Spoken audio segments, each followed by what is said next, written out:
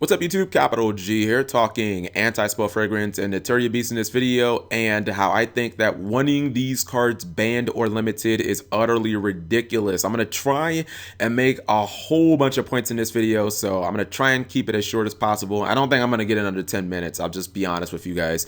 So I feel like it's an utterly ridiculous argument because I feel like these cards are just more or less products of the time, not products of the actual power of the cards themselves. And whenever I want a card to be banned, or I discuss a card that maybe should, either be on the list or something like that, I try to be as fair as possible. I try to take in, all of the competitive decks into consideration. And I feel like when people are looking at this and they're making these arguments, they're really just taking in Pendulum decks into consideration, and that's completely biased. You know what I mean? When you look at something like laughable chain, and people may try and make a counter argument against me saying, Cap, you wanted laughable chain banned, but wasn't that just a product of the gen? Wouldn't you say that that was a product of the times? I would say no, because as I've said before, if you looked at laughable chain and you look just a couple of years ago, what it was doing in Wombo Combo Infernity when they were winning worlds, they got 6th place at the North American WCQ. That deck was one that was frustrating, that a lot of people hated. They would summon 2 of these in a turn.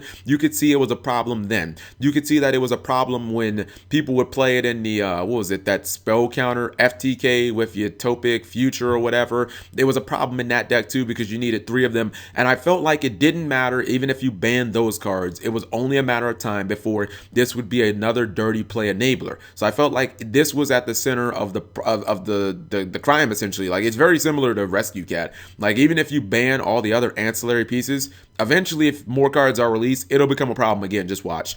Now with these cards, I feel like people are trying to compare them to things like these, but I don't feel like it's a fair comparison. Yes, do I understand that a card being able to act or negate, let's just say a near unlimited amount of spells is a problem? Yes, but you have to go deeper than that. You have to think, how easy is it to use said card? When you look at cards that take away some of the fundamental mechanics that every single deck needs to live and play Yu-Gi-Oh, those cards, are they a problem? Probably. But you always have to think, how easy is it for you to use those cards? And some of the fundamental mechanics I'm talking about are being able to normal summon, being able to special summon, being able to use spells and traps, being able to draw cards during your draw phase, being able to use monster effects. Like, if you're stopping these cards and you're something that every deck can incorporate, okay, you're probably a problem. Like, if you're not banned, then you may be ban worthy. Cards that fit that bill are things like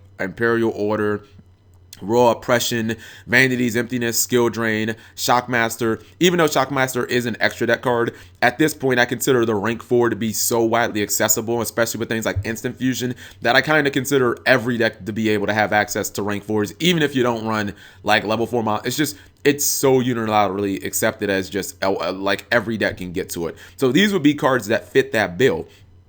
But when you look at Nat Beast is a synchro, which means A, you have to incorporate tuners, but it's even deeper than that. Like, this card requires Earth tuners and a non-Earth monster, and while yes, people can summon it right now, it is a culmination of people running like cards that you never would have thought that they would run, and it kind of all coming together for this card to actually work out in this specific time. And the reason that I say that is, if Nat Beast was such a problem, it would have been a problem through previous formats. Nat Beast is a dual terminal card. It's old as fuck. Just like Gem Knight Garnet, just like Palomar. These are dual terminal, like the first dual terminal cards. I'm talking about like Alien Invasion type shit. You know what I mean?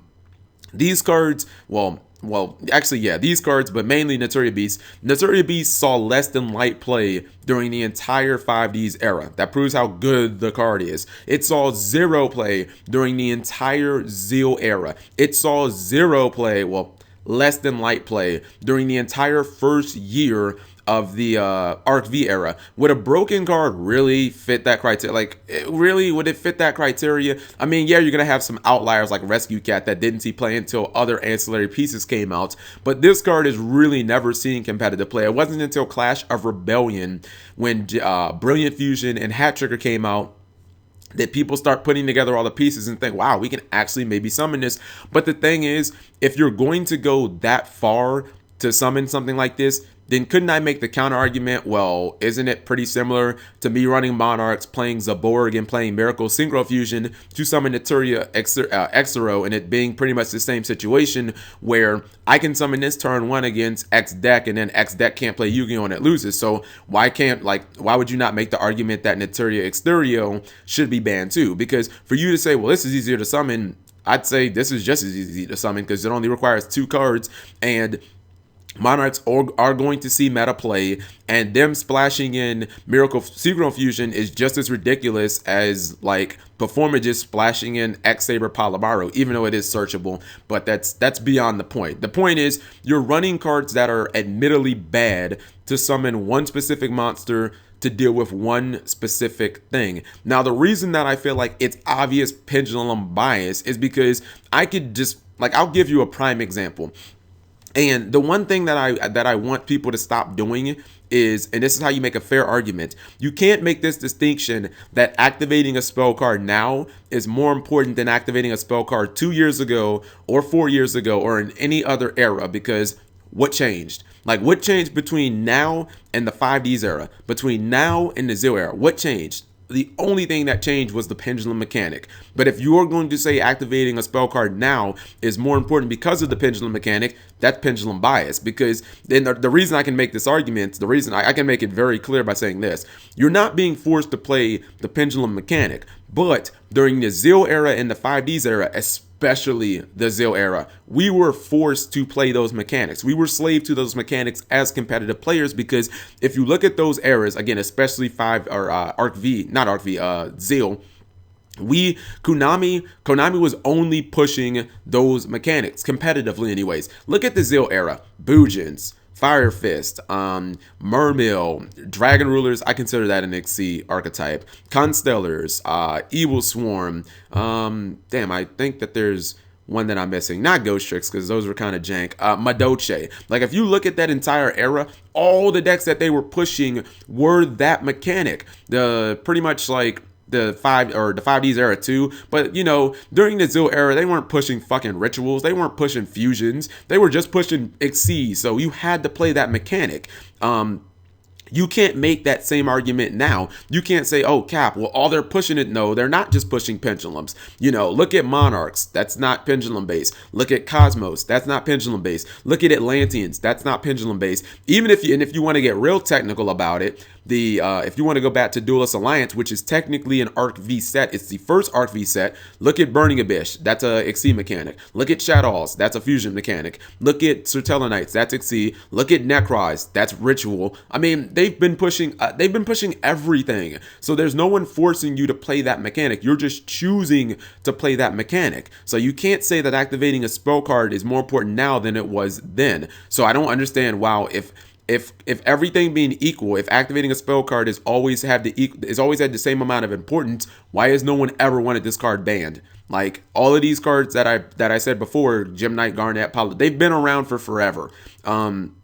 Furthermore, if you look at a card like Nat Beast, you know, I'd even have like you would have even had more of a point making this argument like a year ago, because Necros was the best deck of the format. And Khalifor players used to tech in things like Recover, which just is Recover and Emergency Teleport. Again, I consider it bad tech just to stop one thing. Very similar to how people are playing Palomaru now, you know, to stop like the Pendulum or whatever. When people were using that against Necros, like, essentially Necros couldn't play, but it was even worse because, you know, a deck like Pendulums, well, any Pendulum deck, you can still set your monsters, you can still play your effects, you can still special summon. The only thing you don't have access to is the actual Pendulum mechanic outside of the obvious spells. But with Necros, let's not single out Necros. With rituals, you can't even play your monsters without actually playing spell cards at all. So you would have had a better argument then than actually making it now.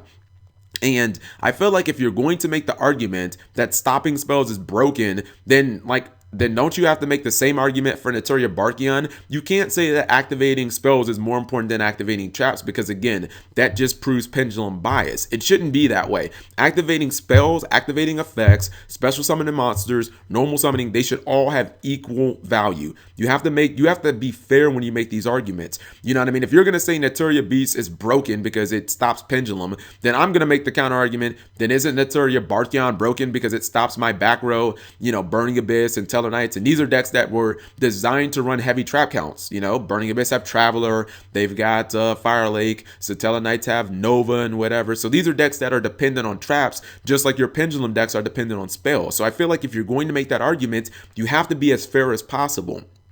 And I feel like it's at the heart of it, it's just pendulum bias. You can't make the argument that if we're playing pendulum decks and my opponent summons Naturia Beast turn 1, then it's GG no re, because I can make the same. Well, can't they just do that with fucking vanities? Isn't there a whole bunch of different situations where, one player opens up with Unu plus vanities and the other player opens up with Deneb and they try and summon it and I flip over vanities, GG no re, you can't summon. Like, you know what I mean? Like there's too many applications for that argument to work. Now with a card like Anti-Spell Fragrance, this one is just dumb because Anti-Spell Fragrance doesn't even stop you from using any of the fundamental mechanics. It doesn't even stop you from using spells. It just slows the process down a little bit. In fact, the only people who should even have a gripe with this are people who play ritual decks, because just because it stops the pendulum mechanic doesn't really mean shit to me. Because as I've proven, you're not being forced to play Pendulum. If you wanted to make the argument that you were forced to play Xyz during the Zeal era, I understand that. But you're not being forced to play Pendulum. You can still activate as many spells as you want with Anti-Spell Fragrance on the field. The process just becomes a little bit slower. And it's only one turn slower. There's no other restrictions. And it's for both players, so it's as fair as freaking possible. So again, I feel like this is just a product of the times. I feel like this card has never been a problem card. If it was really a problem card, then during the 5Ds era, during the Zeal era, people would have been like, oh my god, it stops my spells, I can't play Yu-Gi-Oh, it's such a problem. The summoning conditions haven't changed. The only thing that has changed is the pendulum mechanic has been integrated into the game. But you're not being forced to run it, so don't be biased towards it. Konami is supporting the other mechanics just as much, maybe even more, than the pendulum mechanic. And while the pendulum mechanic is stronger inherently, I get that. Would you have really said that if Konami hadn't hit Necros? Like, if Necros were at full power, would you really be playing Pepe? Like, you can't be biased against that, you know what I mean? Just because pendulums are on top right now doesn't mean that they'll be on top 3 months from now. You know what I mean? Who's to say Monarchs don't come out and just fuck their shit up? So don't be biased, guys. So let me know what you guys think. Thank you for watching as always.